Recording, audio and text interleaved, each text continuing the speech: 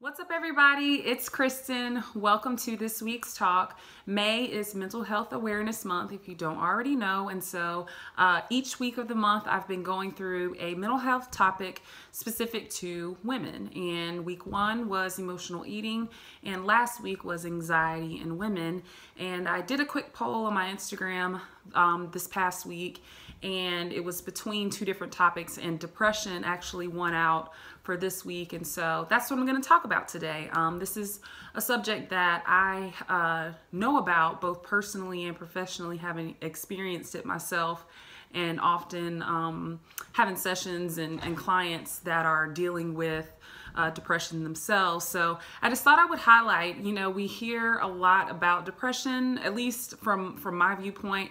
I do feel like depression is something that's talked about at least a little bit more in today's time, but I also feel like it's something that we try to overlook or forget about, or excuse away in society. And so I want to just give you guys, first off, some signs and symptoms of depression. And you may know these, but I think the key point here is just to acknowledge them within ourselves. So not only to know that these 10 signs and symptoms are signs of depression, but it's also saying, I'm experiencing that, and maybe depression is what I'm going through. And so some signs and symptoms is, for signs, it could be weight gain, it could be weight loss, it could be an increase or decrease in your appetite, changes in your sleep, changes in your mood, losing interest in things that used to make you happy, bring you pleasure, no longer wanting to do them.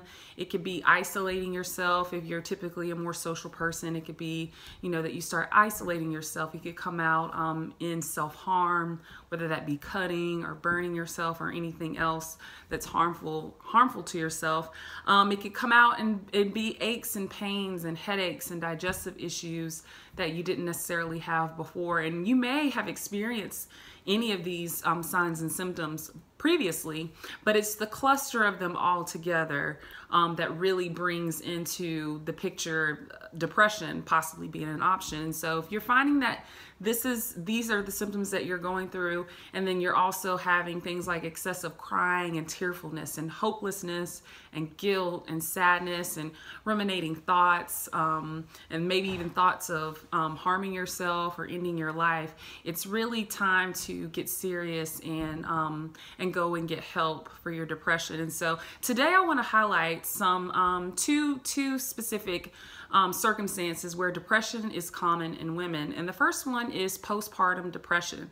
And I myself am not a mother yet, but this is something that women do experience, and it happens more often than I think women would want to allow themselves to acknowledge, because our entire lives we're raised up with Barbie dolls and playing house, and the whole narrative for us from a societal standpoint is growing up, getting married, and having babies and nurturing them and loving them, and it just being the best time of our lives. And oftentimes women find that even during pregnancy or immediately after having a baby, that they actually experience postpartum depression, where they have these thoughts of wanting to harm themselves or even harm the baby, or are crying excessively when everyone else is kind of telling them that they should be smiling, it's great, and all that kind of stuff. But there really is an experience for women out there where your hormones are imbalanced, or maybe it's just the transition of it all,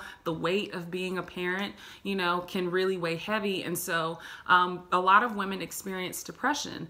I've heard of, just in my personal happenings, I've heard of people experiencing depression and really not even knowing what it was until after the fog lifted and after, things kind of went back to normal. And then in hindsight, sometimes being like, wow, so that's what that was. And so I just want to encourage you all, if you're expectant, if you at any point in your life have a child, to just understand and to educate yourselves that postpartum depression is a real experience, and it doesn't mean that you love your child any less or that you don't enjoy motherhood. It's just just a chemical, hormonal, even situational experience that women have, and that there's help out there for you. And postpartum depression and that whole adjustment period really touches on the other topic that I wanted to highlight, and that's just adjustment and transition periods in our lives in general can lead to depression.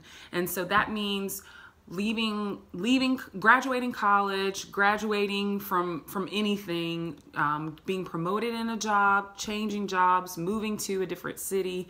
It could even mean when you get married, or when any significant change, whether it be positive or negative, happens in your life. You could possibly experience depression as a result of that change. And that doesn't make you weird, that doesn't make you ungrateful, that doesn't make you anything. It's just a normal change that human beings go through. And so, for example, let's take the hot topic here, being married, getting married. A lot of newlyweds experience a slump after what people call the honeymoon stage. And a lot of women feel the pressure, like, oh my gosh, you're married, your husband, and you're doing the thing. You know what I mean? Like, they don't really feel like they can be honest and say, I'm going through a period where I'm crying every day, where I'm sad, I'm grieving maybe the loss or the transition of my single life into being a married woman, and my relationships are changing, and I don't feel like I have the life that I had when I was single. All of those things are valid experiences, and sometimes we can get caught up in what we're supposed to feel like in a certain situation, what we're supposed to be grateful for, and what we're supposed to do, that we don't stop to take care of ourselves. And so we get into this cycle where we're just smiling for the camera and smiling for the people, and I'm a newlywed, or I just got a job promotion, or I just moved to a brand new city to start my life over again, and this should be great, so I'm just going to pretend that it's great. And the reality is that as much as change is beneficial for us, and as much as we might say that we like change, we're actually creatures of habit. And so if you're changing from one habit to another, or one situation, circumstance to another, your body, your mind, your emotions, your heart, it's all going to go through that transition with you. And there may be some grief there. There may be some sadness or some uncertainty. And it may be that you experience depression during that time. And that's not the time to shame yourself or guilt yourself out of depression. That's the time to treat yourself nicely and take care of that side of you that's struggling with the transition. And so for women especially, I feel like this is just a point to talk about, because again, from a societal standpoint, and really just our roles within our families and our communities, you know, there's a lot of expectation for us to do things, and to do things with a smile.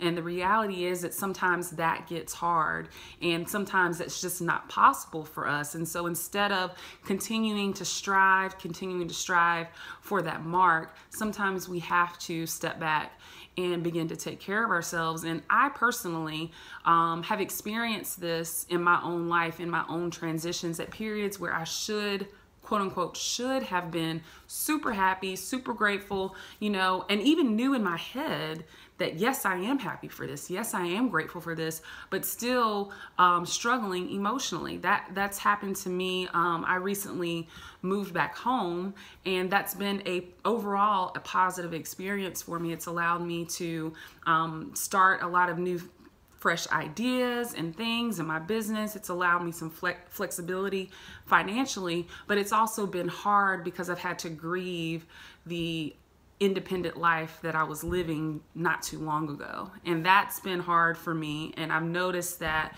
you know, well, not as much anymore, but early on, the first 3 months or so, I really struggled with being tearful and being sad, and just like thinking and reminiscing on my independence and where I used to live and how I used to do things and how long it used to take me to get places. And it really made me sad, and it still does, but I feel like I'm pulling out of that fog a bit to where I can handle things in a different way. But that doesn't invalidate my experience during that time. I think it was okay for me to feel sad about those certain things. And if I had denied myself that experience and just say, nope, you can't be depressed, you can't be sad, you can't be anything, then it would have taken me much longer to get over it. And so part of the solution for us is to acknowledge and accept that this is our experience, and that if it should have been any different, it would have been any different.